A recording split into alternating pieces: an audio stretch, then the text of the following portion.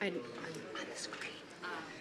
Thanks everyone for coming to our first hybrid RTAG meeting. So exciting. Thanks for being here. Yay. So yeah, we're gonna get started. So good to see you all. Next slide, please. This public meeting will be recorded, and we also do have a photographer that is in the room with us today. If you do not want to be photographed, just please let her know. Susanna, can you raise your hand? And she is also, you can raise your hand right now too. If you can't find her, feel free to just speak up and let us know.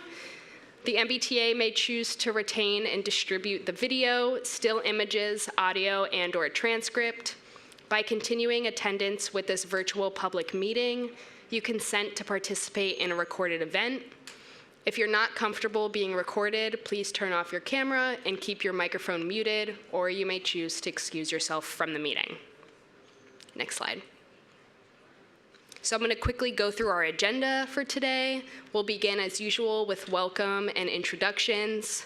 We'll follow that with Zoom directions. I will give a brief RTAG update. Then we will turn it over to Laura Brailsford from System-Wide Accessibility for some updates.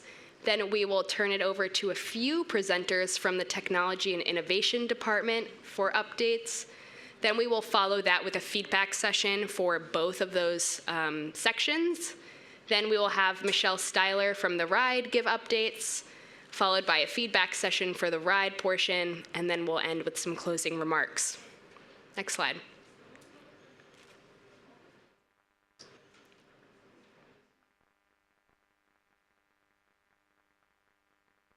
Next slide, please. Oh. All right, so Zoom directions for our ASL interpreters today. We have Emily Cook and Kinsey Williamson. To view their video, find the interpreter's video in the gallery. In the top right corner of the interpreter's video, click the ellipses, then click the pin video option. This will keep the interpreter's video on your screen. And please repin every time the ASL interpreters switch. Next slide. Zoom directions for CART captioning. Our CART captioner today is Denise Gracia. To start viewing closed captioning, click closed caption with the CC icon. A tip is to click and drag the closed captioning to move its positioning in the meeting window. To adjust the caption size, click the upward arrow next to Start Video / Stop Video. Click Video Settings, then Accessibility, and move the slider to adjust the caption size.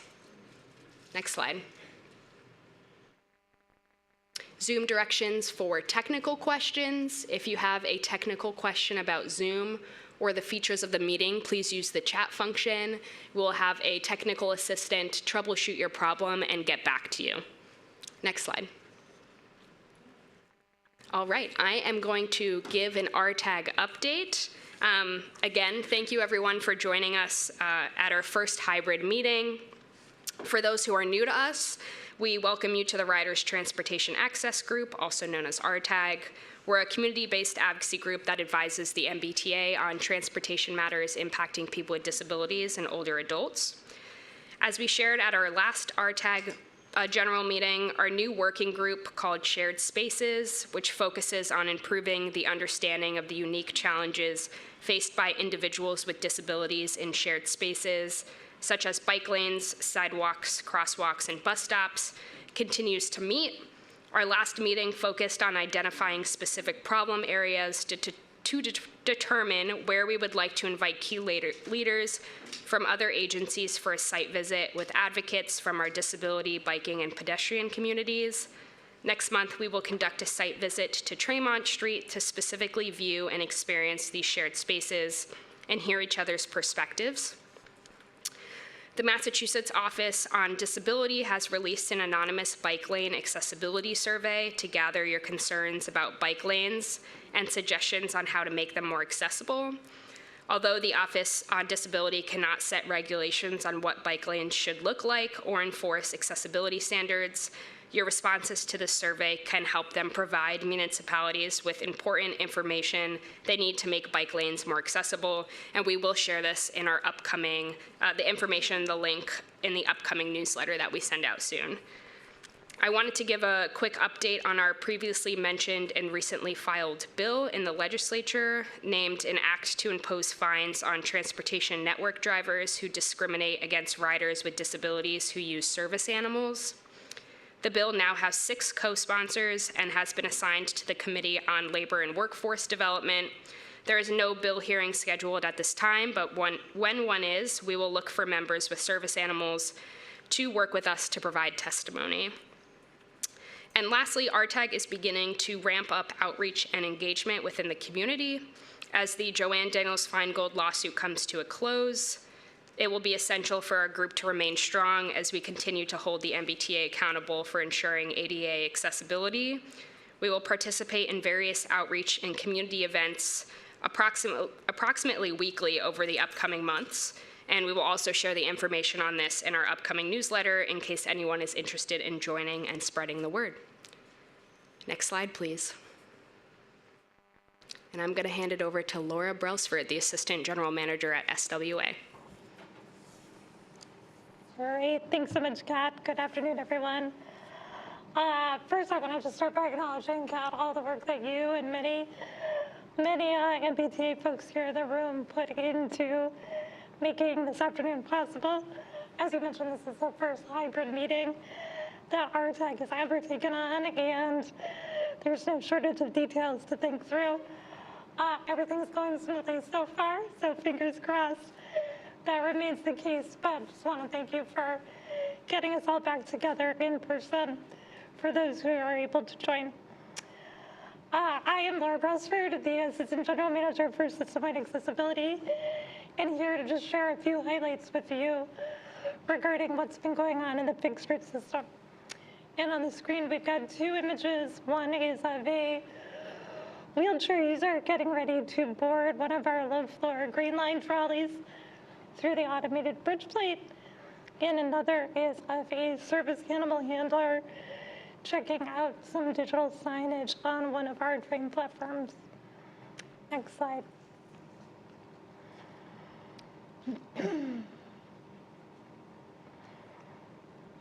All right, so by far and away, the biggest news coming out of the agency this week is that the South Coast Rail Initiative has come online. On Monday, we are very excited to have opened 6 brand new commuter rail stations from Middleborough all the way down to New Bedford. These are 6 commuter rail stations that include all of our newest design standards. So these are full high-level platforms with multiple accessible pathways to the platforms and parking and pickup, accessible pickup and drop-off locations.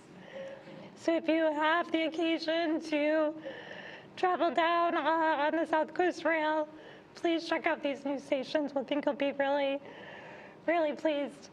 Just one note as you're getting on, if you board at South Station, the Middleborough Lakeville line that you know from yesteryear is now called the Fall River New Bedford line because of these new stations. So don't get tripped up by that. As I mentioned, service began on Monday. These are all Zone 8 stations. So as you're getting ready to buy your ticket, just keep that in mind as well. And on the screen is a photo of one of these new stations. You can see there the full high-level platform with some canopy coverage. Next slide, please. Sticking with the commuter rail universe, for those who have been attending RTAG meetings over the last couple of months, you've heard me talk about an effort underway to make some of our completely inaccessible and oldest commuter rail stations accessible in a relatively quick amount of time. This is through the deployment of what we're calling freestanding mini-high platforms, which are essentially modular platforms that can be directly set up on the existing low-level platform.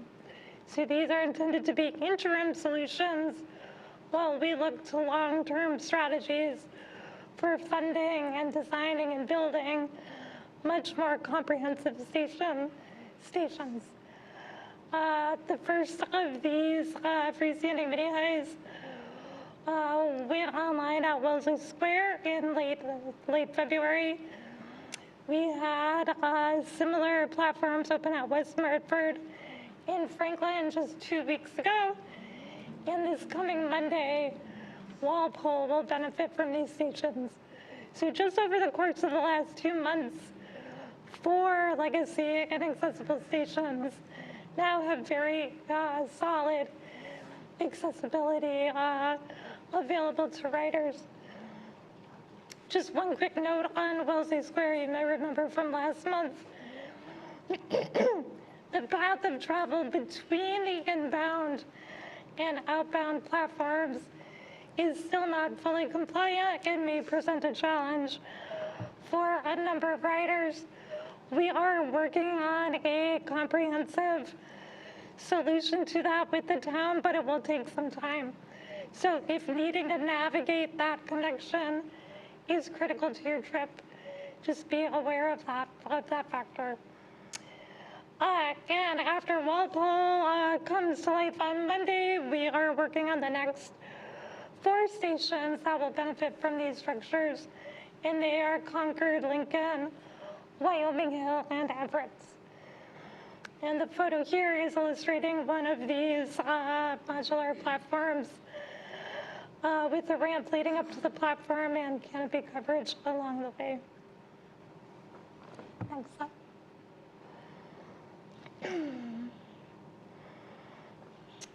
All right. One of the last things I want to let folks know about is tomorrow, the MBTA's Board of Directors will be meeting and hearing about the draft capital improvement plan, also known as the CIP. This is a plan that is updated each and every year around this time, and essentially is the plan for how to allocate all of the MBTA's capital funding, whether it's for a planning activity, a design activity, or a construction activity. And it is a public document that guides our priorities over the next 5 years.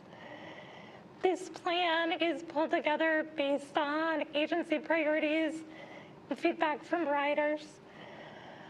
Immediately following tomorrow's board meeting, the draft plan will be posted online, and a 21-day comment period will begin. This is always an amazing opportunity for RTAG and any of our riders to look at what's in the plan and make suggestions for projects that they either really want to support that are already covered in the plan, or things that are missing that they feel did not get adequately acknowledged in the draft. We've seen many examples of community and rider feedback ultimately driving changes in the plan, so this is something I would encourage everyone to spend some time reviewing and providing feedback on. Just as a sneak preview, there's a lot of accessibility content in here this time around, from the construction of the accessible path between the orange and red lines at Downtown Crossing to more freestanding mini highs. There's a lot of good stuff in here, but we really want your feedback.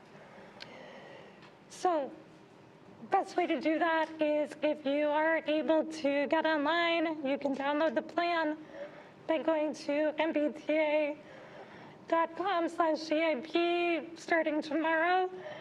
We're also going to have 2 public meeting opportunities. The first is on April 3rd at 6:30 p.m. This will be a virtual meeting on Zoom. The second will be on Thursday, April 18th, and this is in person right down the street on Tremont Street at the ABCD offices. So take some time to, again, review the plan. Feel free to reach out to our team at any point with any questions, and look forward to hearing your feedback. And the photo on the screen here is of the interior of the subway station with the elevator in the distance. All right, as always, I want to wrap up by reminding you that we really do love hearing from you. Although there's a lot of great stuff happening, no doubt when you're out on the system, you may run into challenges or you may have questions. If that's the case, we genuinely want to know about it so we can take the appropriate action necessary as quickly as possible. There's 3 good ways to get in touch with us. The first is our customer service center at 617-222-3200. You can also reach the service center by going online and using the communication contact form, MBTA.com, and then at the top of the screen, click on Contact Us.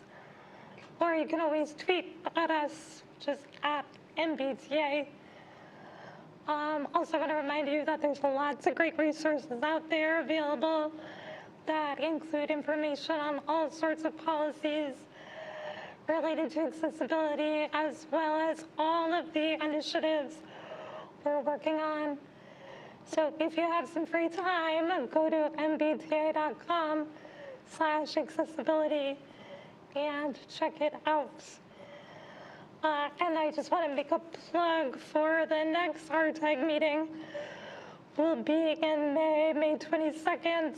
That will also be a hybrid meeting. And for those that like to plan ahead, we are getting ready for our next public meeting focused on the status and the future of our accessibility settlement agreement. That will be June 11th. That will also be hybrid. Okay, next slide. And with that, I have the pleasure of turning over the microphone to one of my colleagues, Curtis Vermadian from our Technology and Innovation Department, one of our favorites, collaborators in the agency, who he and his team are going to share a number of exciting accessible tech updates with you this afternoon.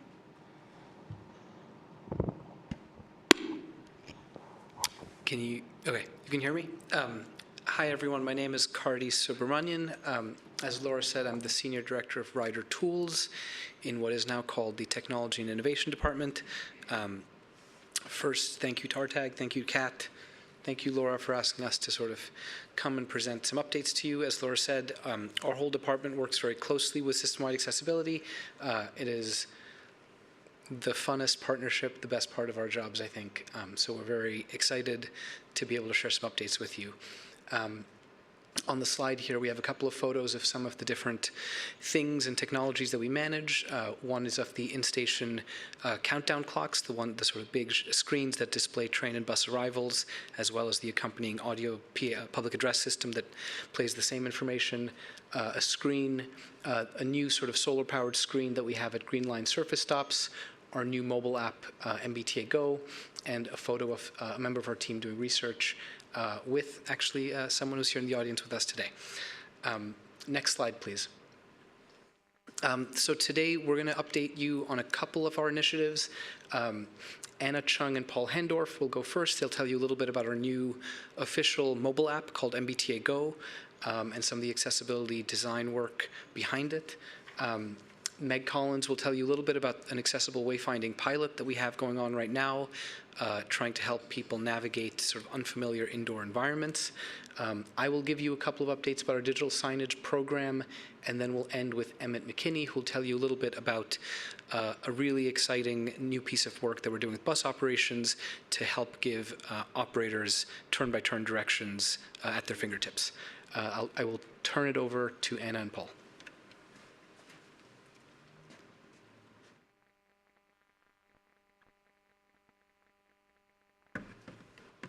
Hello, I'm Anna Chung. I'm the UX design lead on MBTA Go, which is MBTA's app for real-time information that we just launched in the past year. And I'll be talking a little bit about how we worked on making the app accessible to all smartphone users. So I wanted to talk a little bit first about our process. Oh, yes, if we can go to the next slide, that would be great. Cool. So regular research with riders was a really important part of our process from the very beginning, including riders who rely on screen readers and assistive mobility devices. So before we launched the app last year, we did research with some of these riders, and it helped us identify more of the general needs and pain points that we wouldn't have otherwise known about going into the process of making the app. So one of those things that we learned were challenges that we had heard from screen reader users when using maps with common kind of transit and other navigation apps. That type of insight helped informed a feature that I'll briefly talk about in a bit. After we launched the app, so we launched iOS in the iPhone version of the app in November, and we recently launched Android in February. So the app has been out, and people have been using it for some time. And even after launching it, continuing to talk to screen reader users in person has helped us continue refining the usability in the app and identify things like voiceover navigation issues. So in addition to doing that type of research, accessibility reviews were also an important part of our process. We ended up having 4 reviews with our external accessibility partner, which is the National Center for Accessible Media, as well as with Apple for some more iOS-specific pointers around accessibility, and this generally helped us identify bugs, but it also enabled us to continue conducting our own internal quality assurance with a different eye towards some of the things that these reviews helped us catch throughout the process of building the app. And then finally, language translations were something we considered from the very beginning as well. We ended up translating not only the content in the app, but also the App Store listings themselves and the feedback forms. So we were really thinking about how to make the end-to-end experience of using the app, downloading the app, and giving us feedback about the app accessible in different languages.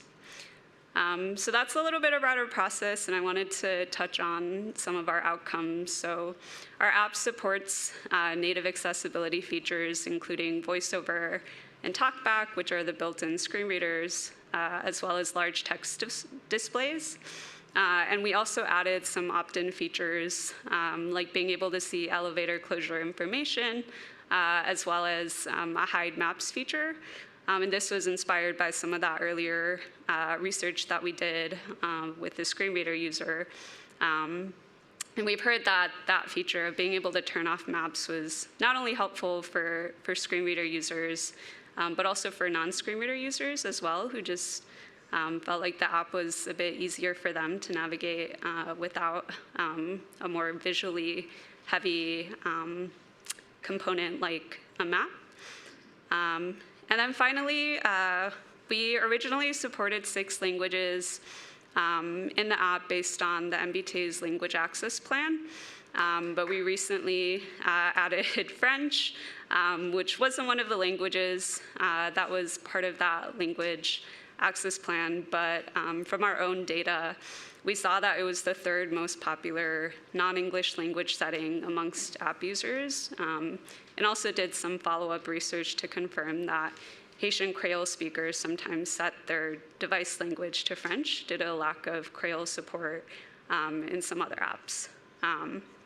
So that's a bit about the app.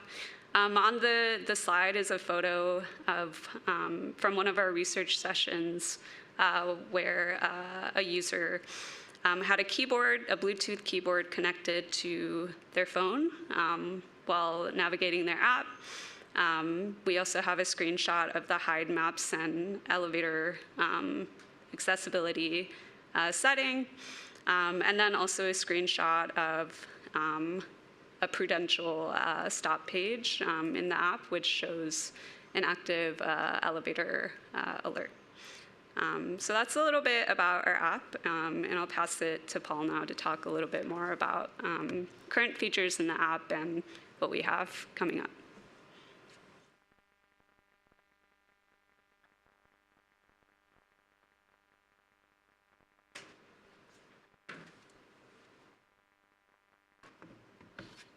Hi, good afternoon.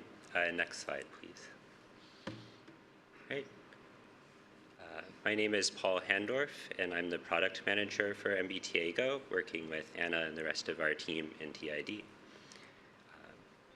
I'm going to tell you about some of the features available today in MBTA Go and some of our future plans.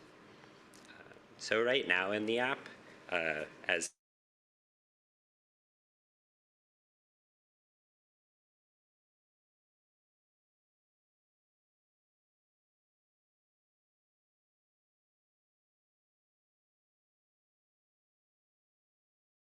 to use while that elevator is unavailable. We also have information about ongoing disruptions to service. So if there is a closure of the Red Line for a weekend, for instance, that will be prominently featured within the app. And you can view, for planned closures, shuttle bus boarding locations like you would be able to see on mbta.com and other sources. Coming up soon, we'll have permanent station accessibility information, as well as accessibility information at downstream stops. So the screenshot on the right depicts examples of these. It shows departures on the Green Line at Boylston Station heading towards Heath Street. The Boylston stop is labeled as not accessible, and in the details of this trip, an icon next to Prudential indicates an ongoing elevator closure. Navigating to the Prudential station would give more information about that elevator closure, like Anna showed, including those alternate paths of travel. So we're hoping that riders would be able to see if there is a problem at a station where they wanted to exit, and then not exit and then need to board another train in order to get out of the station, but be able to be alerted ahead of time of that issue. Besides those changes, we want to bring real-time crowding information for most bus and Orange Line trips to the app, as well as adding favorites to make it easier to get directly to the stations that you use the most, have an easier time navigating to that most important information. On the next slide, we have some of our more speculative future plans. For various reasons, it's less straightforward, or the timeline might be longer on these, but I'm including them just to demonstrate some of the things we're thinking about and we would like to be able to bring to the app further down the road. So one example, tracking your current trip. So right now we are focused on alerting riders to any disruptions to service and helping riders see predictions and board a vehicle as seamlessly as possible. But we also want to put more features in after you board. So this could include alerting our users when their destination stop is approaching so you can be ready to exit. One thing that we've heard from our colleagues in SWA, as well as many riders directly, would be helpful is to be able to identify the position of the low-floor Green Line train cars before a train arrives. We absolutely want to bring this to MBTA Go, but we do need to ensure that it is accurate. So we're working with our partners in TID to make sure that we have accurate tracking information and we can bring this to the app as soon as we can. We're thinking about how we might integrate into MBTA customer service flows, like reporting issues. And we want to bring better information than the description we have now during elevator outages, like giving more helpful information to find alternate paths of travel. You'll hear later about an elevator screen pilot at Forest Hill Station, and we're excited to include any new resources created for those screens in the app as well. Like Anna said earlier, we rely heavily on input from riders to define our feature roadmap. Like you heard, the current feature set was shaped by dozens of in-depth rider interviews and hundreds of rider comments. And I personally read every single comment submitted via the in-app survey, and I know that many of my colleagues do as well. So if you are using the app, if you're having a hard time with anything, or if there's something that's not there that you'd like us to add, we really do want to hear from you, and thanks in advance for any feedback that you do give.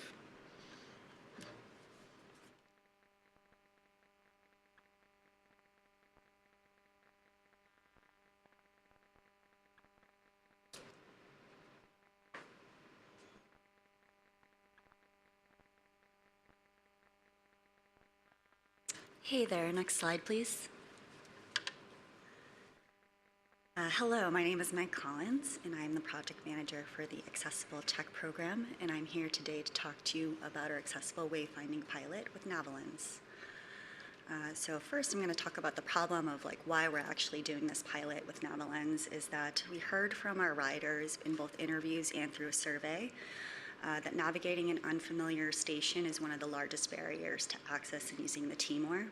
And in terms of bus stops, locating the bus stop in that last 30 to 50 feet is often not accurate with GPS, and so we are addressing both the station and bus stops in this pilot.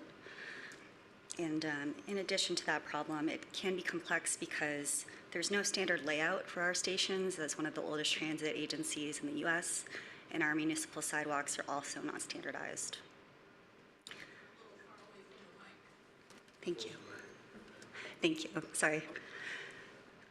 Additionally, each rider has a different comfort and preference with assistive technology, especially older adults.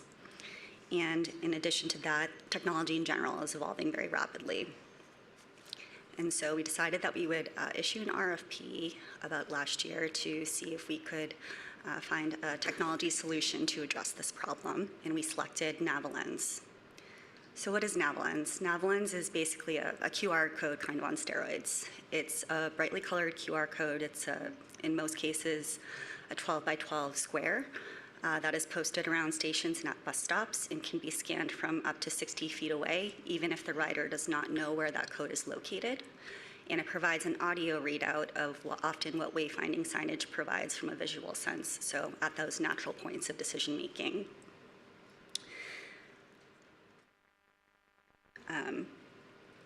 So in selecting Navalins, we decided to pilot it for 2 to 3 months in a couple of different locations. And so we selected North Station as one of our largest, more complex stations that we have, as well as Kenmore, which is one of our smaller stations, the Kenmore Busway, and 3 stops along the Route 57 route.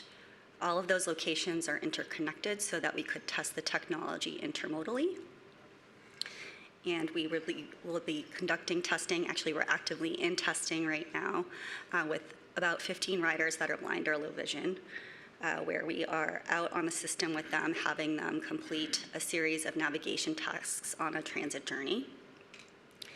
And we're going out one at a time with each user so that we get very in-depth testing feedback from them with 3-sided moderators. And after each task, we ask them to be able to, rate the ease or difficulty that they had in carrying out that navigation task with the support of Navalins.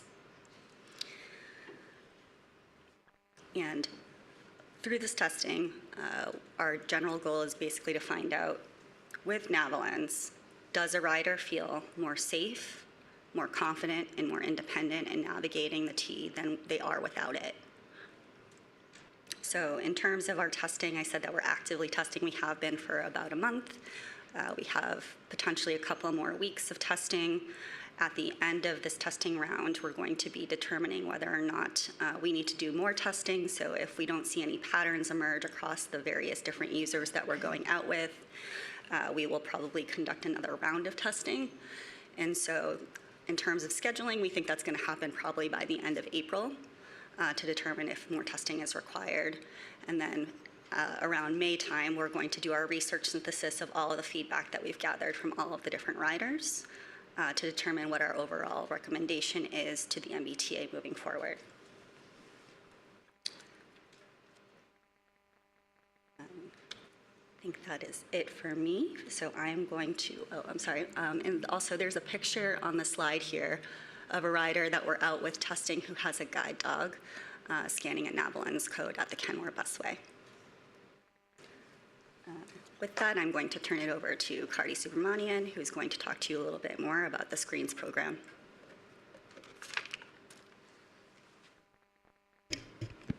Next slide, please. I'm going to give you a brief update. In 2019, we began a program dedicated to digital signage. The idea is that riders kind of wanted and expected more and more information at bus stops, in subway stations, on vehicles, and we wanted kind of a way to deliver on those needs. So the program itself has many different projects and initiatives associated with it. First is we're kind of rolling out new forms of digital signage to serve different kinds of user needs. We are also modernizing the in-station public address system and the sort of overhead-mounted countdown clocks. That is 20-year-old technology, extremely out of date, very brittle, often quite unreliable, as many of you probably know, hardware that often fails.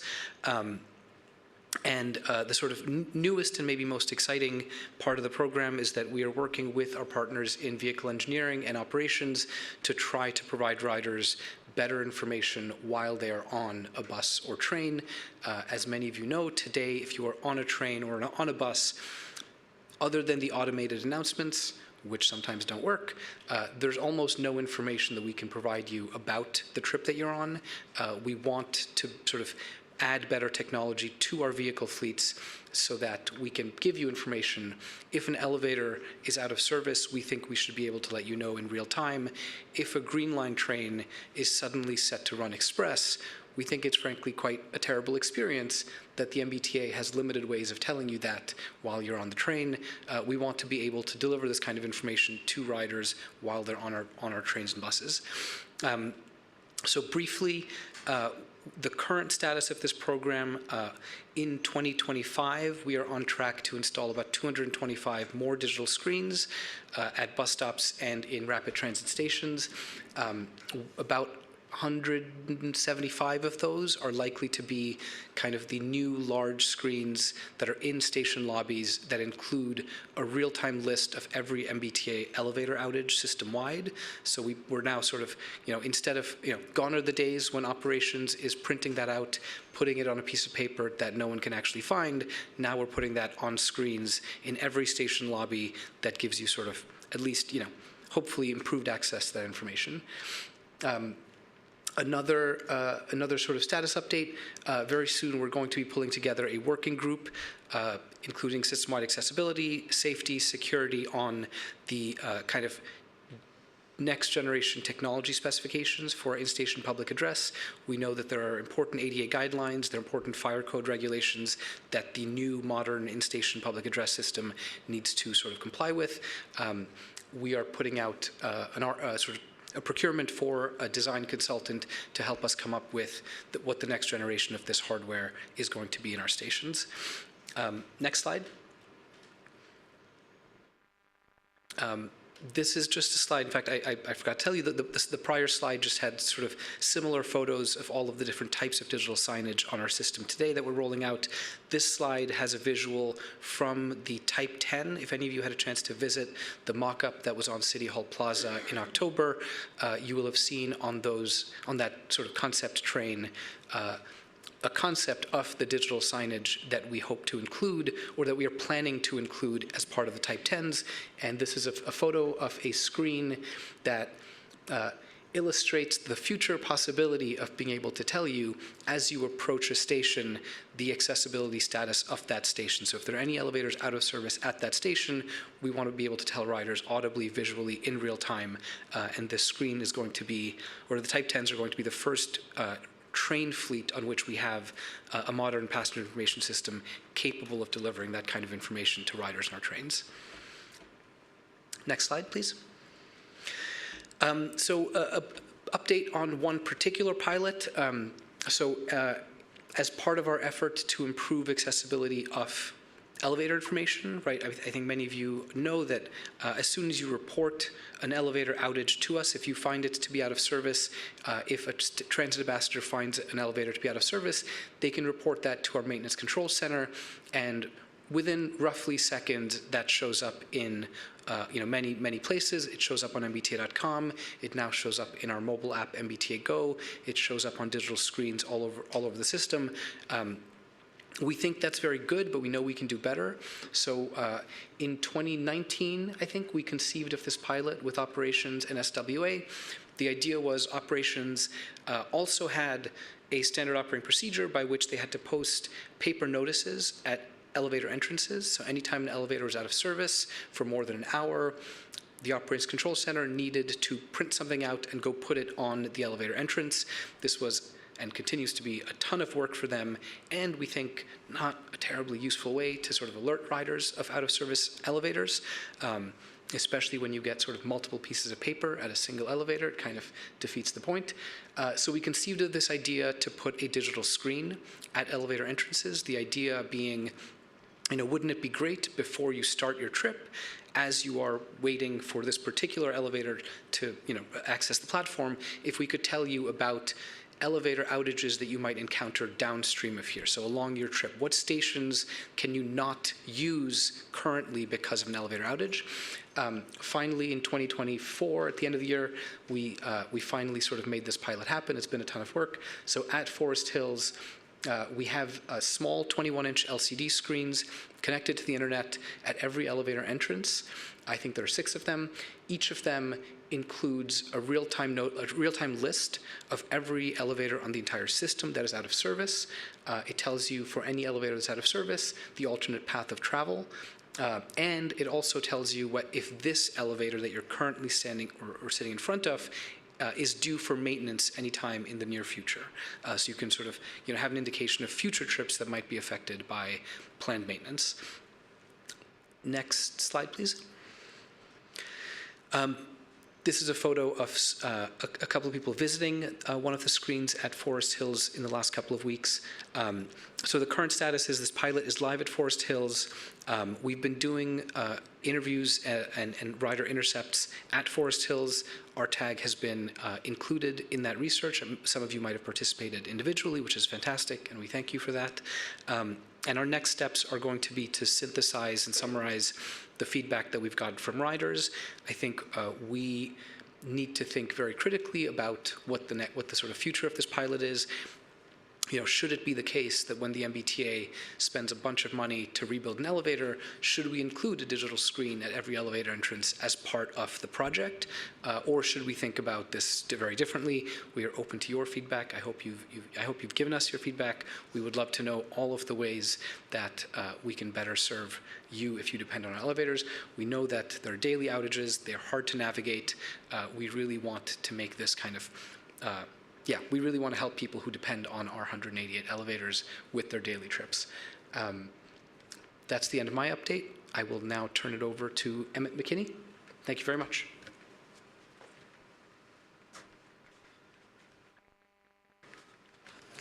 All right, next slide, please. Hi, everybody. My name's Emmett. I am a senior project manager for bus technology. I think this is my first time speaking to this group, so thank you for having me. It is a joy and an honor to speak with you. Can everybody hear me okay? Good. So To back up and pick up on a theme that Cardi touched on, we do a lot of processes at the T historically on printed paper, and as we grow and evolve as an agency, we're trying to move things more over to digital formats to create better sources of truth, better real-time information for riders and dispatchers alike. And a key piece that we are now focusing on is frontline staff, and specifically the bus operators who make the bus go and who respond to and support operators with accessibility needs. We ask a lot of bus operators, from driving the bus to keeping track of the route, helping people pay their fares, communicate with dispatch. So to the extent we can make their job easier in general, we free up their focus and attention to support the riders who really need their support. So that's the driving motivation behind a pilot that we just finished, doing turn-by-turn directions. So as you can see in the photo on the right, this involves putting an Android tablet mounted overhead in the operator area where they can glance and look at it. It provides visual directions on a map, as well as audio directions that are played through a speaker and written directions on a banner. And we tested out this pilot at Albany Garage at a really meaningful scale of 100 buses, with 65 different operators trained and 36 routes over 3 months through the most challenging 3 months of the year to operate, which is, of course, the winter. And the purpose there was to make sure that it really works for our agency through a tough time of the year. So we wanted to make sure that operators could adapt to the change with real-time information in cases like detours, as well as the regular routes that change every quarter, and in light of the broader overhaul with bus network redesign, as well as to provide those operators with on-time performance feedback. So we're augmenting our capacity to tell operators whether they're late, right on time, or early. And those benefits we think will flow downstream to riders who can recognize buses that should show up on time and help operators see to it that they do. So after 3 months and after collecting feedback from bus operations, instruction, and safety, we counted the pilot as a success and plan to scale it up to all garages. That's going to unfold over the next few years, and as it goes from a pilot to an operations phase, that also means we're engaging a lot more folks and really want to hear from riders, this body, of course, vehicle maintenance and engineering, and the many people who will support this project going forward.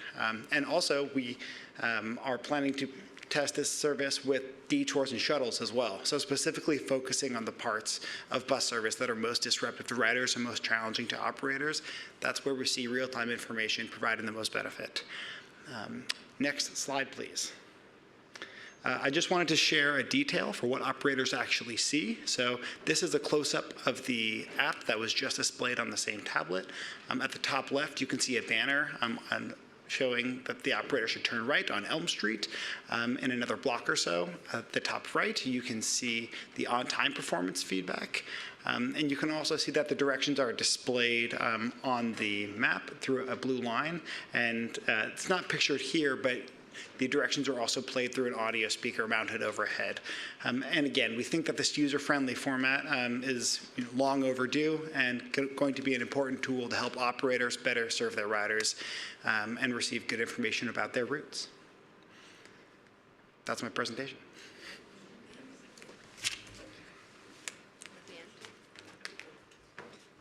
All right, next slide, please. So we are now going to turn it to the questions and comments period for both system-wide accessibility and the TID.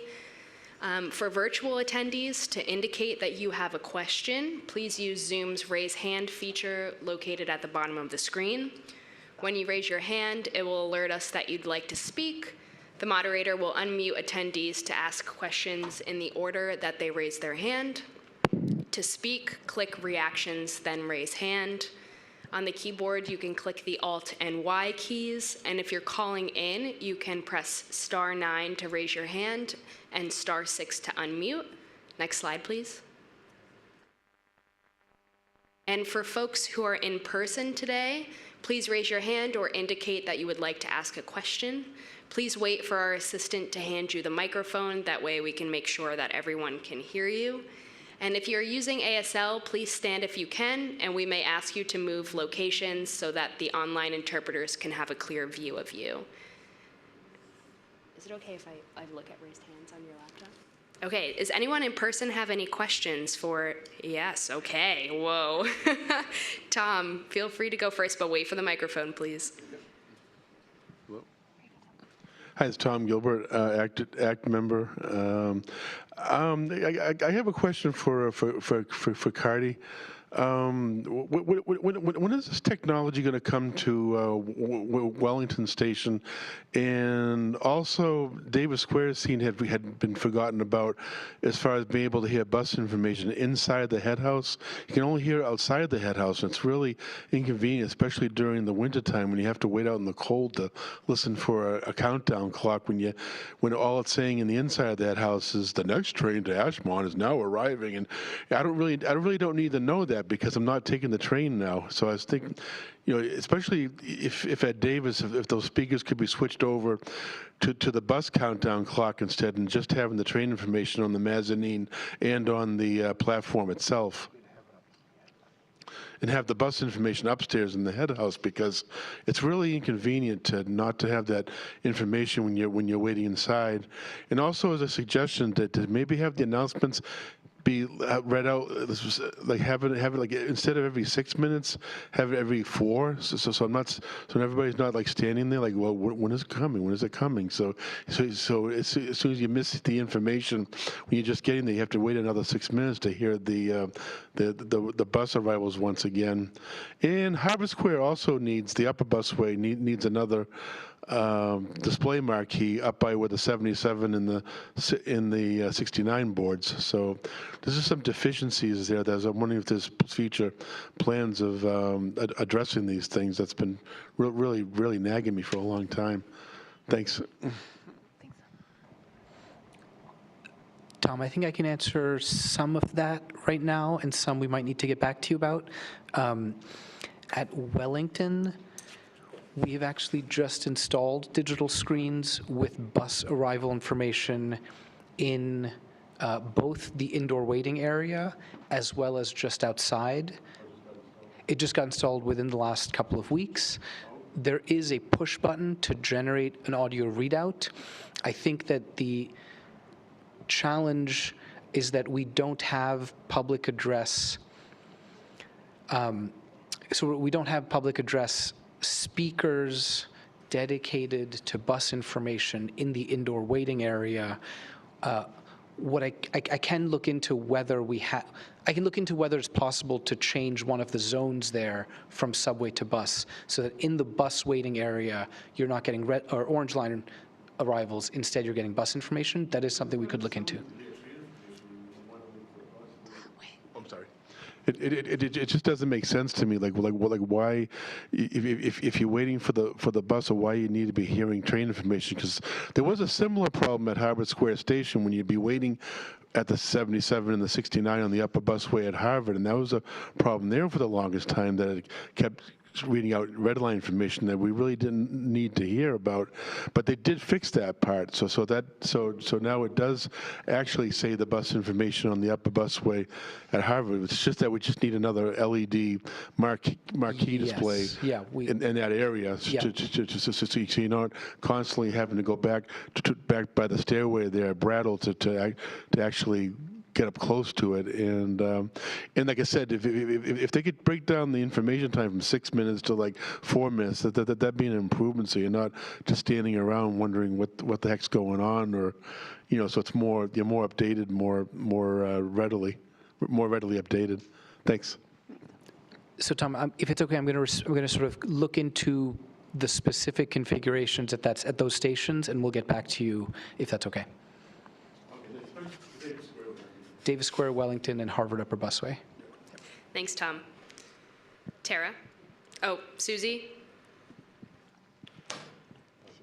Yes, Susan with BCIL and also, just transit justice in general. I just want to know, is the new display on the elevators, is that gonna like be instead of the yellow barriers in front of the elevators and escalators that are being repaired? And if it's going to supplant them, how how will people know that they're down as they're pushing the button over and over and over again if they can't see? So the screens will not replace or supplant or change anything about the maintenance process. When an elevator is sort of undergoing construction or maintenance, there will be the same yellow sort of barriers put up by the maintenance teams. Thanks, Susie. Next question, Tara. Hi, I'm Tara Doucette. I'm attorney with Greater Boston Legal Services with the named plaintiffs in the Daniels Feingold case. We brought you RTAG. First of all, I'm really pleased to see everyone here in this wonderful meeting. And I have one specific question, and I think Susie hit on it.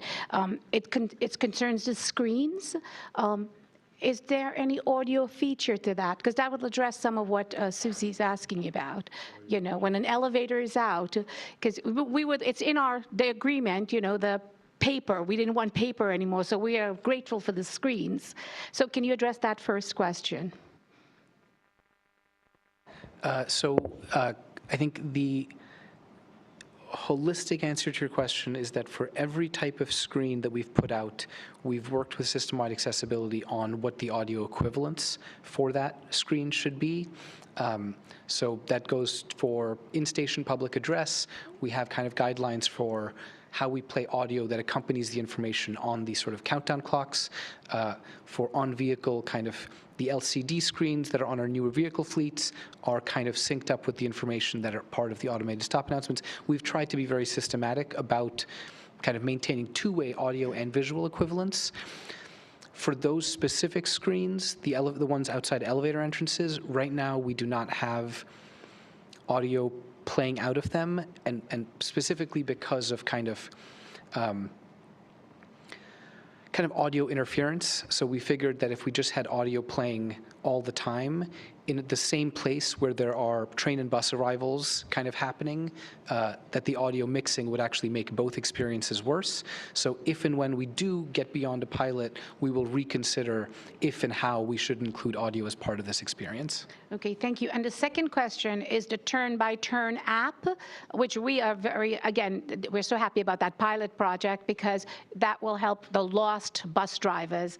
Tom and Reggie, everybody knows about that. Bus drivers who hop on a route changes, and they don't even know where they're going. So that could probably help, but so that's great, but one question is, will that help with stop announcements? Like if the system's off, or out of sync, will the bus driver be able to look at that system and be able to announce the stops accurately? Because that's an important feature for access. Sure. So thank you for the question, and I'm really happy to hear that this project, serves a real experience and need.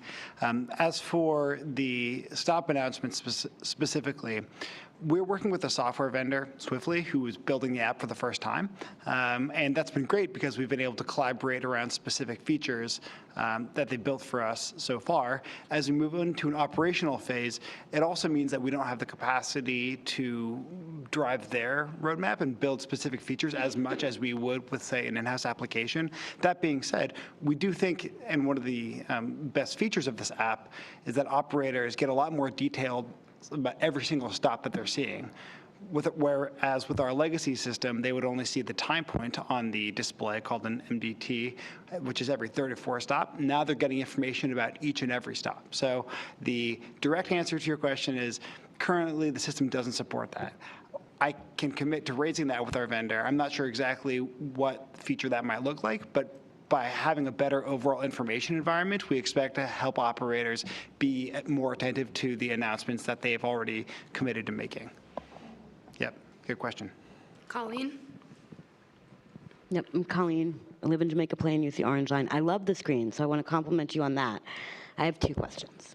One, what is the date that we should expect every single entrance to an elevator to have one of those screens?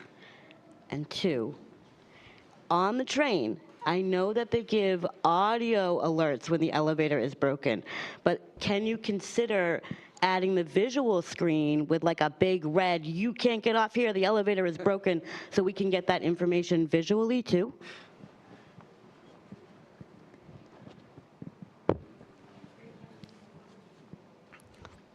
I'm going to answer your second question first.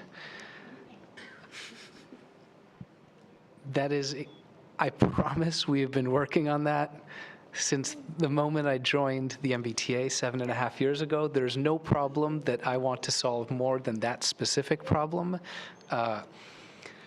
Today, we rely entirely on motor persons to make audio announcements. That is, as Emmett said, we ask too much of our frontline staff. They have many other responsibilities. The audio is not great for the sort of live announcements, and frankly, it's kind of inaccessible to only make an audio announcement at a time when everyone, many people are wearing headphones and sort of not paying attention. We also think that making that information, like Chinatown elevator 922 is out of service. You can't get off here. You can't. Don't get off the train. We also want to make that like visually attention-getting and obvious. We are currently constrained by the technology of our trains, our inability to sort of push, right? We have that information on our website, in our mobile app. We cannot currently get it onto the train. I do think that some of the features that Paul talked about, that the app might, I'm sort of gesturing at the future. I think Paul would, will sort of murder me after this, but like the idea that the app could be a form of like personalized information, because we can do more with the app than we can do with the technology in our trains. That is something that, we think is a possibility. So to answer your second question, I promise you, with Laura, with Rob, we talk about this basically every 2 weeks. And actually, I will say that for the first time, we have an opening to work with our vehicle engineering and operations departments to make this come to fruition. It won't be easy, it won't be fast, but we really hope to be able to do that. To answer your first question, there is no date by which we can commit to having a screen at every elevator entrance. I think probably it's like financially and technology, or sort of like logistically infeasible. So part of the pilot is asking, like, if this is very useful, and I'm curious, I haven't seen the feedback from users yet, but if this is very useful, then there is a question of like, where should we have it? Like, what types of stations, at what types of elevators? Are there some entrances that make more sense than others? If we're going to be kind of selective about spending, as you know well, limited resources, we want to be kind of thoughtful about where we might place them. So elevators that are a single point of failure make a lot more sense than elevators for which there's kind of immediate redundancy. As one very simple example, that's the kind of thinking that we're going to be doing after this pilot. All right, I say we take one more question before moving on to the ride portion. Is there anyone? Tom, I see your hand, but you already asked a question, so I'm going to pass it on to someone else, and we can address your question after the meeting. Yes, we'll get a microphone to you right over there.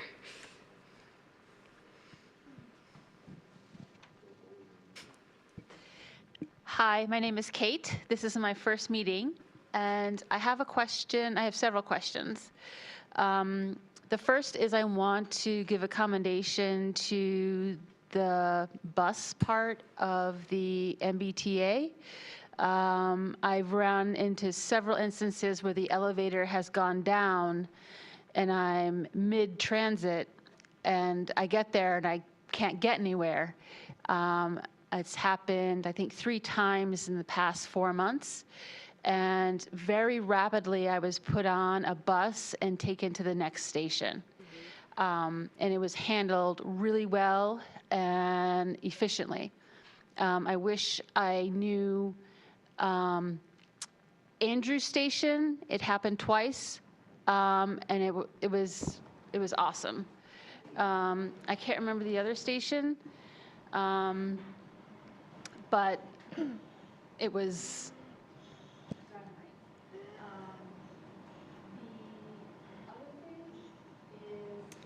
I think that your microphone might have shut off.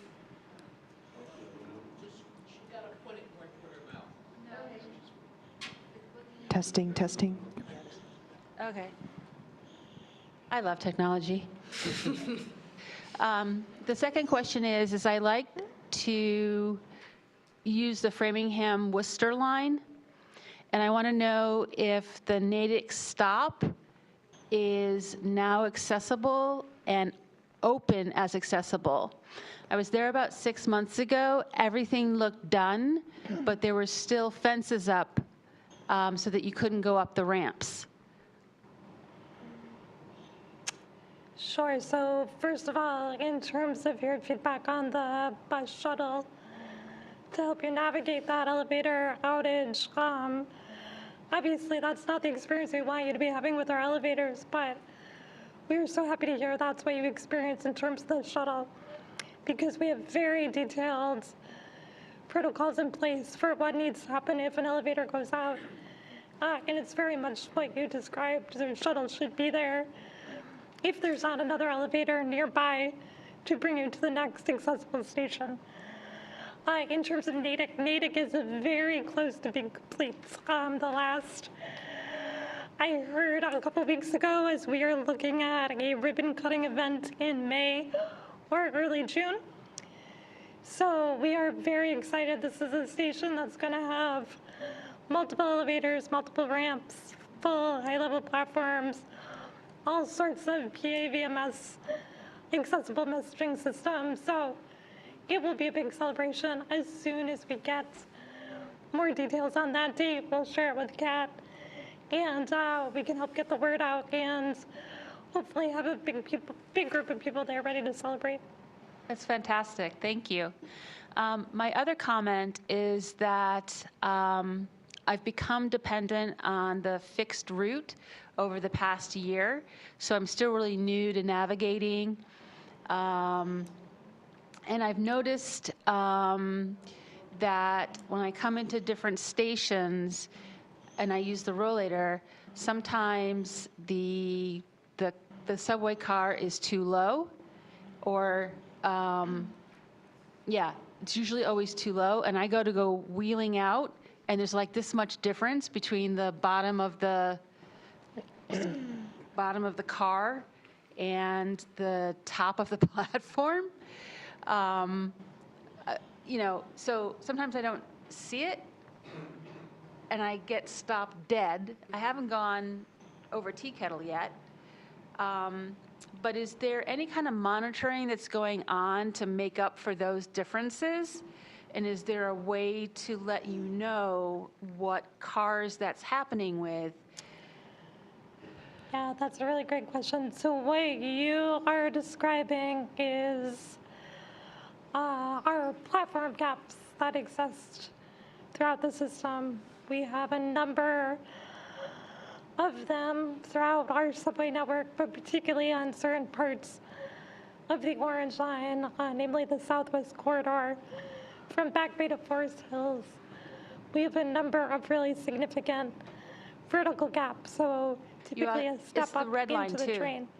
Sometimes they're horizontal too, where wheels can get stuck in between the platform and the train car. I've done that. Total panic.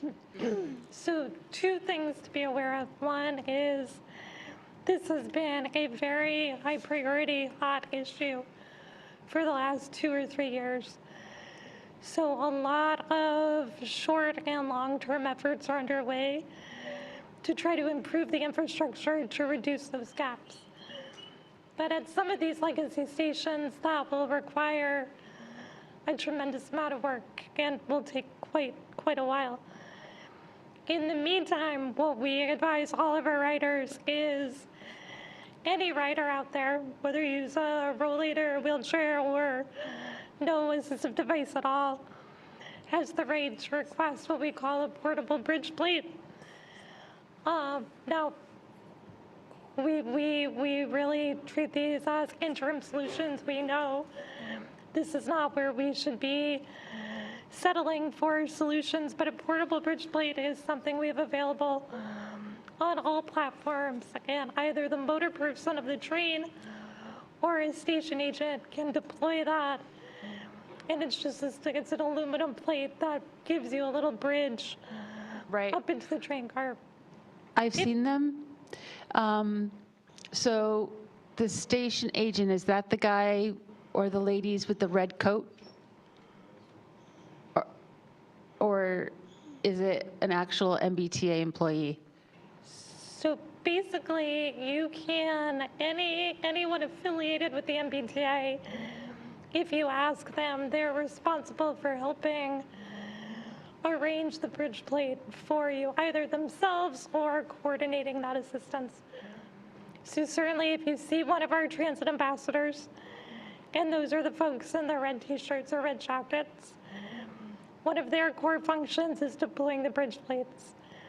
If you don't see one of them, but you happen to be near the front of the train car, you can ask the motor person directly. Okay. And if you don't see any staff around, so you can use a call box located either on the platform or on the vehicle. And generally, when you use a call box, our control center will radio to the next train approaching and say to the motor person, hey, be prepared to hop off and help this person with the bridge plate.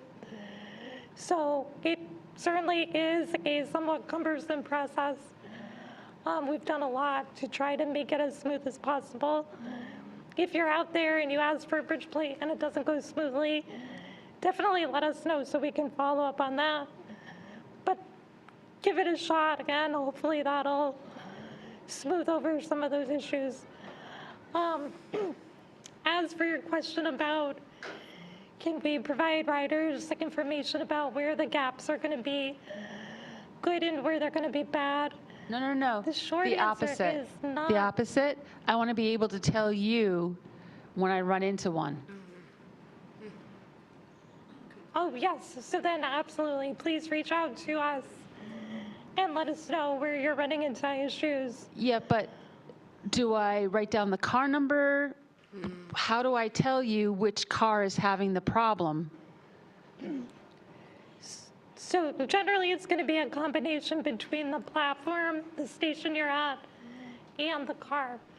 So information that would be helpful for us is the location where you're trying to board or exit, which platform, roughly where you were on the platform, and then if you can supply us with the car number, which is in bold letters on the outside of the train car, and the time of day. With all that information, we should be able to pinpoint the situation and figure out, is this something that was going wrong with that car today, or is it just one of our structural deficiencies that we know about and we're going to have to fix over time? That would be great. Now, how do I report it?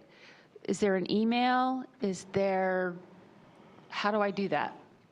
So the best way to do that is you can give us a call at our call center, which that number is on the slides we shared earlier, which is 222-3200.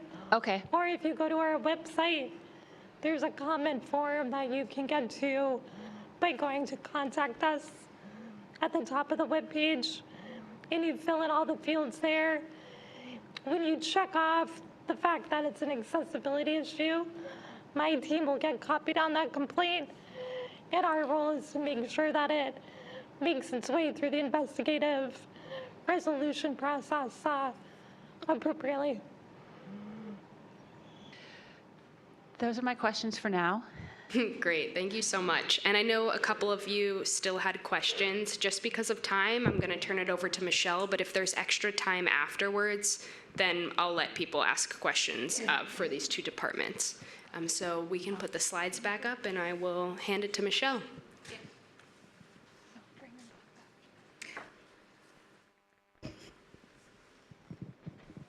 Thank you. So Michelle Styler, I'm Chief of Paratransit Services for the RIDE.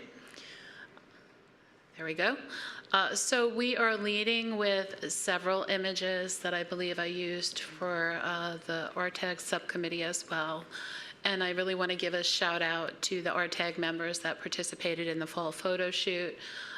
We have several images of drivers assisting customers, traveling to and from the vehicle, and one where the lift is being deployed. If we go to the next slide, please. So I'm going to start out with some of the reporting stats that I've shared. But before I go into them, I think it's worth, and I will revisit about staffing, but we recently added, really pleased that we added an analyst to our team that will allow for improved reporting and for us to drill down into some details and share different information with you, as well as monitoring service. This first slide has two images. To the left are the ridership trends, and we're tracking the period of March 2024 through February of 2025. And there are lines that are trending, our DSP trips, our track shifted trips, and ride flex or demand trips. In February of 2025, we saw 7,300 more trips than February of 2024. To the right, we have a different display of ridership that breaks down the trips by dedicated, non-dedicated, and integrated, or trips shifted by track. And I'd like to share that in February, our dedicated service providers delivered 74,000 trips and shifted 6,200 trips to NDSPs. Track has decreased the number of trips shifted as driver levels at our dedicated service providers increased. We had a high of 14,000 trips shifted in March of 2024, and we are now down to 6,200. Ride flex trips for the month of February were at 56,000. If we go to the next slide. Two charts here. The one to the left simply tracks on-time performance, and the number worth sharing here is 95% for February. We've consistently been over our 90% goal since we increased wages for frontline employees and our drivers. To the right, we also track pickups greater than 120 minutes, which we recognize is excessive, and we have that down to nearly zero. We had one total trip that was delayed more than 120 minutes. That customer will receive a direct call from our staff. All those trips are audited with explanations provided by our service providers. And we do everything we can to ensure that doesn't happen. This particular trip was challenging, and I believe might have occurred on one of the bad weather days. If we advance to the next slide. These two slides track call center performance. On the left are the call hold times. We are averaging 20 seconds on call hold times throughout the day.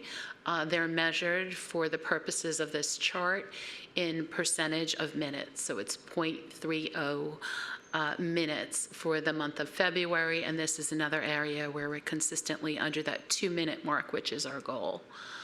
To the right, we also track call volume. We are usually close to 100,000 calls per month. February was lower at just over 83,000 calls that were addressed by track. We can go to the next slide. I am going to go into a couple of updates about track, and this is just a placeholder here. If we can advance to the next slide. I started by talking about the staff that we have and where we started, and I mentioned this in the board meeting. In January of 2022, when I started, we had 14 people. And that's an awful small team to manage the service that we provide. And we spent a lot of our time focused on operational issues. We've built out the team. Right now, we are at 23. We started this meeting with a lot more team members here that are slowly peeling off to catch trains, but I know that they're engaged and involved and will follow up on any issues that arise in this meeting today. We have 2 positions that remain to be filled, a Deputy Director of Contracts and a Manager of Contracts, and this is largely oversight and managing to the terms of contracts. I have more details here in front of me. We added 3 team members to focus on customer experience and engagement. We have Ashton Antoine, who is our Issues Resolution Manager and one of the greeters at the table at the front. AJ Montero, the Senior Customer Liaison, who also is greeting customers. I see a hand wave by the front table. Becca Smith, who's in the back on the left-hand side, we have a hand wave, Deputy Director of Innovation and Research, and she has experience and is eager to do more customer research. We added 2 team members to the operations group. I don't see them here. Kamar Arjo for Operations Manager, and Chris McKenna, the Deputy Director of Operations. Chris McKenna came to us from Rhode Island with transportation experience and has hit the ground running. Additional members that we've added to our team include the promotion of David Hatch to Deputy Director of Power Transit Optimization. Many of you may know him as the Ride Flex expert. He was involved in the launch and relaunch of, I believe it was 2019, of Ride Flex. He is still on staff and the expert, but he is shifting some of those responsibilities to Megan, who is in the back here. Megan Welsh, thank you for joining us. So we are going, what we're looking to do actually is realign a lot of our team to focus on the core elements of their initial job descriptions. So I think we're in a really great place to tackle some of those issues that we hear from our customers about. Lastly, I have Alicia Scott Gurrell is that senior analyst who has already rolled up her sleeves and is willing and able to tackle some of the issues that we talked about. We're looking at dashboards and data management and the ability to drill down into additional data to improve how we deliver our service. Let's see if we go to, and that's a picture recently. It doesn't have the whole team there, but we were at a disability training that System-Wide Accessibility put together a few weeks ago. So thank you for that. Okay, if we can go to the next slide. So this is fun, and you've heard that it's coming. We awarded a contract to Spare for paratransit transportation software.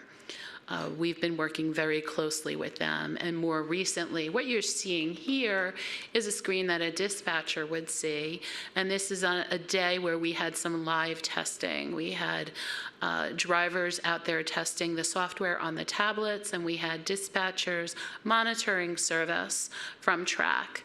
And this is an example of one of the screens that you would see. We recently did a brief tutorial that we shared with the RTAG subcommittee, and our intention, if time permits, is to do a demo for the RTAG subcommittee in our next meeting. On the left side, you will see 2 cars displayed in green. Green represents that these are running on time. They will be shaded in yellow if they're slightly late, and red if they're running late and they need some intervention from dispatchers. There is a drop down that if you click on the vehicle, that will show who is driving the vehicle and some other information as well for dispatcher use. To the right, and it's a smaller image on the top, is just point to point where the trip is starting and where it will be ending. And then the bottom right shows the multiple stops that the vehicle is making. If I step through just a little bit more information about what we've done up to this point as far as mobilization, we are undergoing an accessibility audit by an external vendor. We are reviewing and updating ride policies and procedures that will be impacted as we transition to new software. We are developing user acceptance testing and the customer communications and how we will communicate out to our customers. We are working collaboratively with RTAG subcommittee members. I had mentioned that we're looking to do a spare demo, but we're also looking for feedback on various features and support with user acceptance testing. We also, worth sharing, and a shout out to the TID team, but we've engaged with TID right from the onset and had IT involved in the RFP and contract award process. TID is working with us to ensure that we align with the MBTA requirements. And then I also mentioned live testing, and we actually are going through some simulations too, where we're loading trips into the software platform to see how they work. If we go to the next slide. Communications here. So this is fun and exciting, and we haven't had these new team members on the team very long, but they've been busy already. We are researching customer complaints and the customer complaint process. We recognize that there were some frustrations there. We are also exploring how to track and trend customer feedback, and that's something we're doing with the data analyst. How can we export the data that is being held in the customer service database, and how can we analyze that, track and trend it, and develop frequently asked questions and address those questions. And then lastly, but not only, identification of customer-facing tools. We had discussed a while back about brief video tutorials. Well, I'm proud to say that we have a draft version of our first video tutorial that we are going to share with the RTAG subcommittee, and I think it looks fantastic. And already the gentleman that's working on that is looking at 2 more videos, recognizing that these are really helpful tools. Everybody learns differently, and I find myself that video tutorials are helpful. So we're real excited about that and looking forward to sharing it. I said lastly, but not lastly, I'm going to add one more thing. We're also looking to leverage existing social media channels. How can we better push information out there and share it and promote awareness? And we're also building relationships with the community and having more frequent direct interactions with our customers. All this is happening very quickly. We've had these staff members on board for just a couple of weeks. So great things are coming. If we go to the next slide. So I have track on here. I actually swiped this slide from the board presentation because I think that while our ride customers are probably really aware of what track does, it was helpful to refresh the general public and even MBTA staff about what track actually does. That we handle reservations, which is where your initial point of contact is, but they also do planning, scheduling, and analysis. They do audits for quality assurance purposes. They do service hour projections, develop driver schedules, work with us on event planning, whether there's a big concert or a parade, that they work closely with us. There's also dispatch, again, where most ride customers are familiar with it, that address driver issues, incident accident management, weather events, and shifting trips. And the reason this is up here is also because I want to mention that we had briefly mentioned that track is going to be relocated to a Quincy facility. The MBTA purchased 200 Newport Avenue in Quincy. That's right at the North Quincy station. And they are going to be relocated there sometime in May. And we see this as a real opportunity to have them on site, to reduce costs, to consolidate our operations. They will also be located in the same building as the corporate customer service team. So I think that there will be better connections and relationships, and we can work more closely there. So we're looking forward to that move. That may well be the last slide. If we advance to one more slide. This is simply the contact information. No, this is one more, yep. So we're just open to questions and comments. This is you, right? Okay, great.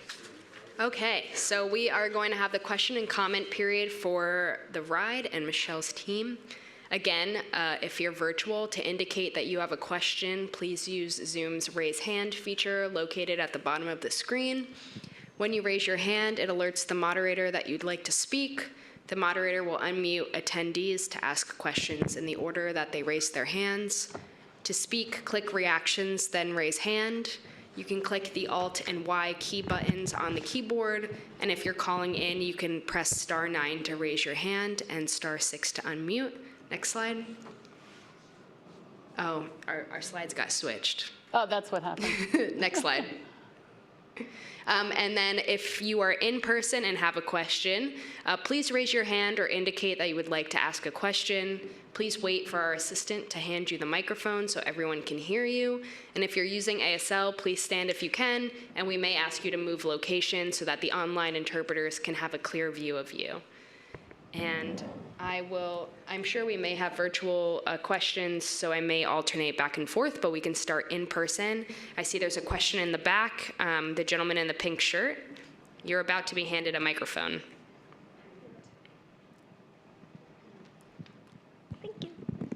I'm Adam. A question I have is, with track moving to Quincy, does that mean the reservationists will be relocating from Medford to Quincy that work for TransDev that make reservations for the ride for us clients? Yes, that's correct. Because I've seen jobs out of Medford in my years of job search. Yeah, that is correct. We are moving the entire operation to Quincy. Okay, I just wanted to clarify that, so Medford will be no more. No, we are separating from that lease, and we will be relocating to an MBTA-owned property. But we do see it as an opportunity. Yeah, a great opportunity, too. Yes, thank you. Great, thanks, Adam. You're welcome, Kat. Yes, Rashad, please wait for a microphone. Thank you. A question, you provided a percentage on-time arrival. That really doesn't tell us anything when a person sitting in the car being picked up 3 hours ahead of his scheduled arrival time that they need to be there. Can you provide more meaningful information, such as how long the person been sitting in the car, if they arrived to their destination an hour before? That's not going to have that on-time arrival to you, but that percentage, it doesn't mean anything to us, to be honest with you. Also, second question, do you have any update on the Flex account and issue of testing Uber or Lyft drivers for drug testing? Is that any update on that, or have you thought about a substitute in case they're canceled? Thank you. Two good questions. So I understand what you're saying about the on-time performance. Behind the scenes, we do track additional details, including on-board time, which is what I'm hearing from you. At the point we are now, track audits, on-board time, excessive on-board time, we seek to eliminate that. But I do think that some of the issue, perhaps not the people that take the ride often, but some of the issue and the concern stems from a fundamental misunderstanding of how the ride operates, that the onboard time, and please stop me if you've heard this, but it's supposed to be comparable to fixed route time. And it's a shared ride trip. So I'm starting there, but what I'd like to add is we're talking about new software. We're talking about improved analytics and an ability to track and trend this data and to drill down into some of these issues. So I think that we are aware that there are some challenges. We have a team that we're working to reach out to the community and to our ride customers to ensure that they fully understand the requirements for paratransit. But I also think that we will be in a much better position, I want to say, starting today. My poor analyst, she's only a couple days on the job, but we're looking at different ways we can look at this data to use it to improve our service. Data testing, Uber and Lyft is the next one. So yes, we have concerns related to the FTA posting about, I would call it a reinterpretation of the taxi cab exemption for drug and alcohol testing. And we did post concerns. And from what I gather right now, the FTA is reviewing the feedback. The last I had looked, there were over 800 comments. There are a lot of concerned agencies about how that could potentially impact service. So we really need to understand the next direction from the FTA, which is there the possibility to transition to drug and alcohol testing, or is there a shorter timeline? So we are awaiting additional feedback from the FTA. That doesn't mean that we're not looking at our existing service and what we can do. We do have another non-dedicated service provider, Userve, that provides ADA level service. So we're exploring alternate options, but we do think this would be incredibly challenging if the FTA were to come in and force us to make an immediate change. Great. Thanks, Rashad, for your questions. Thanks, Michelle. I'm going to turn to a virtual question really quick. Elizabeth Ann, feel free to unmute yourself. Hi, everyone. Hi. Great presentations. I have a question about the ride. Here recently, they have a tendency to drop you off anywhere from 30 to 45 minutes before the time that you requested to arrive at your destination. Some places, like there's this one place I go, they don't like me to come too early. So, and it's like if I have to make 10 o'clock, take for example, hair appointment, I make 10 o'clock and the ride gets me there like 9:15. What am I supposed to do in a situation like that? If it's a place I, really can't stand outside and wait until it's time to go in. What do you do in a situation like that? And it was another incident. I went to Perkins for a, can't remember what it was I went there for. And I asked for, I think it was a 12 o'clock, a 1 o'clock arrival. And the ride got me there like 12:15, anywhere from 12:15 to 12:20, and the doors were locked. It was a cold, cold day, and it was nowhere to stand to wait until the doors open at 1 o'clock. What was I supposed to do in a situation like that? And there was not just my vehicle there, there was another vehicle. So the driver said he had to leave because he had a 1 o'clock pickup.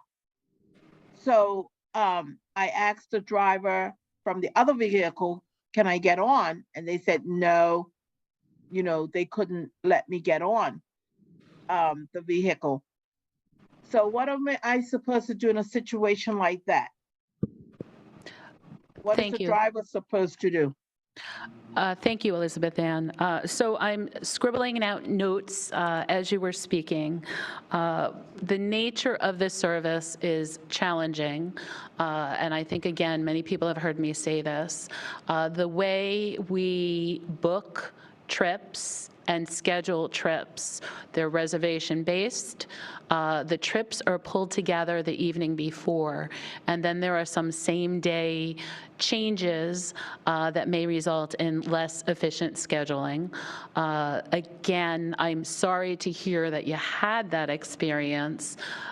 Some of our documentation, because of the nature of the service, is we can't simply pick you up exactly to the minute, that there will be some variation and fluctuation. And I believe that we reach out to our customers and tell them they can expect to arrive up to 30 minutes early and to make provisions. That being said, it sounds like you're being dropped off far too early. And if I could ask you to share your information with us offline, I would like our team to take a look at your recent trips to see what's happening. Yeah, but I never got that notification about make provisions. If you get dropped off 30 minutes before. Elizabeth Ann, I will have somebody call to follow up with you to understand what these challenges are and to make sure. It does sound like, were you scheduling by appointment or pickup No, time? arrival. Okay, I arrival time. schedule by arrival. Okay, what I'd like to do is have somebody follow up with you with a phone call to fully understand what it is you're encountering, so we can investigate your more recent trips and then see if there's a better way that we can book. Okay. And if you have any other concerns, we'll be certain to take those down as well. Sure. No, that they were the only concerns I have at this time. Thank you. Thanks, Elizabeth Ann. Thank you. I will go back to the room for a question. Yes, go ahead. Remind me your name. I'm Kate. Hi, Kate. Hi, it's Kate again. I have been trying really, really hard to get into the Ride Flex program. And it took a year to get to the point where I actually got 2 rides. And I have submitted a request for additional rides. And it's a nightmare. I contacted the deputy director of advocacy and disability. Was that a RIDE team member that you had reached out to? No, because when you call TRAC, they tell you they can't help you. If you try the place where they do the testing, the evaluation center, they tell you to email. I've emailed so many times. So I contacted a deputy director. I can't remember her name at the moment, but I could get it to you. I contacted her twice. And finally, what ended up happening is they sent a message saying that my ride usage wasn't sufficient to have any more rides. The difficulty is that I have a specific spine injury at L5. So the seats in the van recline you to the point that it's right on that spot. I was taking the ride more when I was able to get pain shots, but you can't get those forever. So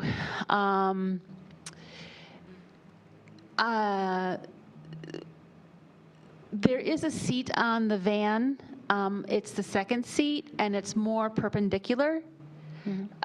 So I can work with that seat. The difficulty is that if someone comes on in a wheelchair or rollator like myself, or a scooter, not a scooter, a motorized wheelchair, they kick me out of that spot. I offered in my, I explained all this in the email to the Flex email system and explained why I was using the fixed route system. And I can't keep using the fixed route system because I have osteo and rheumatoid arthritis, so my energy levels drop quickly. And it's too much wear and tear on me. So I could really use the extra rides through Flex.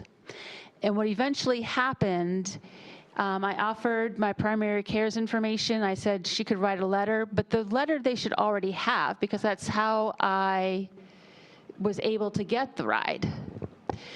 And the end up was they sent me an email and sent a request to the Charlie Card store for me to get a pass to the MBTA. Kate? Yeah? Could I interrupt just a second? Sure. You're actually sharing a lot of personal information. Oh, I'm sorry. No, I'm thinking about you in a it's- public venue.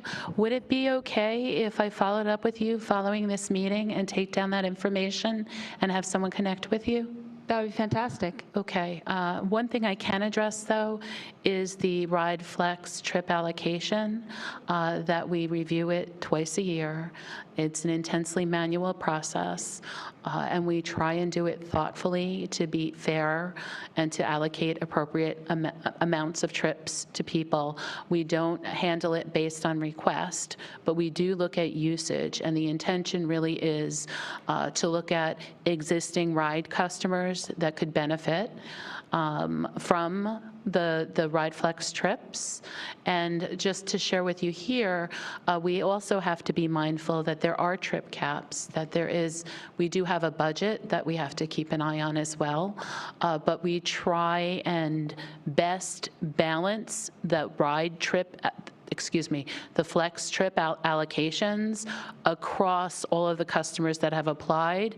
I will say that I am really upset to hear that you've been trying to apply for a year, and I will take all your information and we can follow up with you. Can you answer a question? Sure. Because the information said that it would base it on past ridership. We do a look back at the ride usage. The difficulty is I'm never going to go back to having a high ridership because I just can't do it. Let's talk offline, and I'll Okay. make sure we get all your information and that we follow up with you. Okay, great. Thank you so much. You're welcome. I am going to take a virtual question from Brian. Feel free to unmute yourself. Am I unmuted? Yes. Can you all hear me? Yes. Okay, very good. I have a couple of questions. I have a question and a concern. Okay. First, with the concern. The concern is when you go into Uber app or Lyft app to try and schedule a ride through the Flex, the on-demand, okay? Periodically, what happens is, because you have to switch it over from personal to business, to use the MBTA profile to do the Flex, periodically what happens is I will get an error saying there's an issue with my payment, with the personal part of my payment. And then they say contact bank or some kind of error. And yet the payment method is there. Now, there's a problem. There is no way to get in touch with either Uber or Lyft to troubleshoot that error message when it is happening and when you need to and when you're planning the trip. Instead, you have to go through this help thing on their app, okay? And Sometimes they do generic help, generic answers, and sometimes they do not take care of the glitch, or they take their time in doing so. I have Brian, I been have a talking. clarification question. Brian. Is this on your personal account or your MBTA account?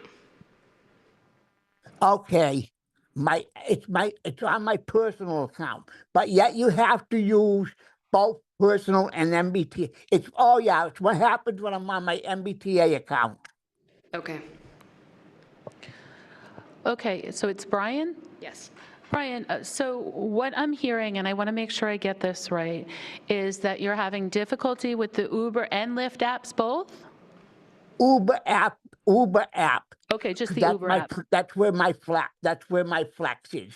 And the challenge that you're encountering is an error message with payment? Yes. Okay. Now is a good time to mention that these are often questions that we hear about RideFlex. And when I talked about the video tutorials, this is what we're working on. And I do believe we have something that may be addressing the challenge that you are encountering. We can have a team member follow up with you. It sounds like perhaps there's a problem updating your payment information? When I do my Uber, every time I update every time I put my payment in, every time I have to get a new card, I take the old card out and put the new one in. So it's always there. It's not happening all the time. It's intermittently happening.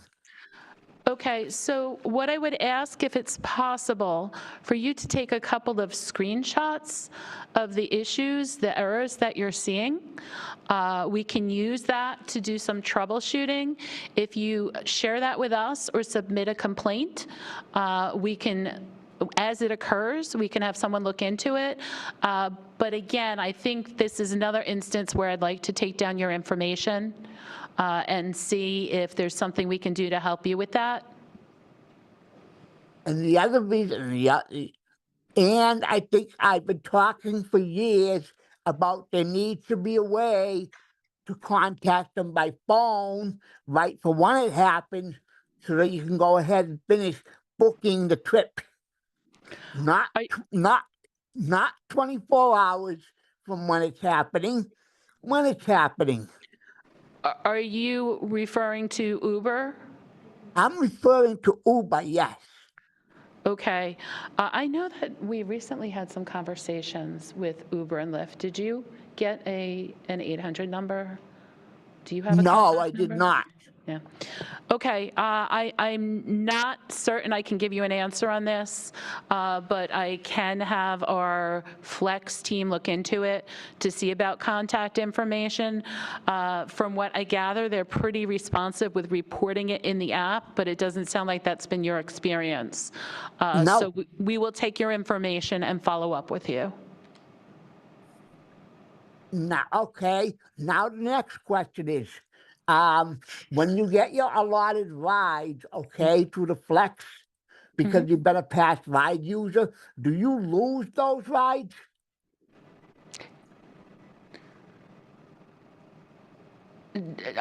Are you asking if they carry over year to year? Are they cumulative? Is that what you're asking? No, that's not what I'm asking.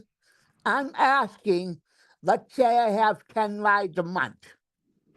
And let's say I haven't been using the regular ride as often. Do I lose my 10? No. No, we don't decrease the trips. Okay, then what happens to get more? You have to use the ride more, correct? Yes, but it also depends on an evaluation of all of our RideFlex riders, and that's done twice a year. Brian, I'm going to let you connect with Michelle offline. I have your email from registering to this meeting so that we can get some more details, just because I'm conscious of time and there's 1 minute left. But thank you for your questions. I am gonna do one more question online, and then if there are people that are in person and Michelle's able to stay for a few minutes, maybe you're able to ask questions, and maybe the same with Cardi and Laura, potentially. But is it Sadia? I apologize if I mispronounced it. Feel free to unmute yourself online. Hello. Yep, my name is Sadia. You got it right. Great. I have a concern about the ride. Me and my housemate, we both take the ride, and he's in a power chair. And the new vans that they have now, the seats don't lift up. So when the rides pick us up together, we both can't fit on the rides.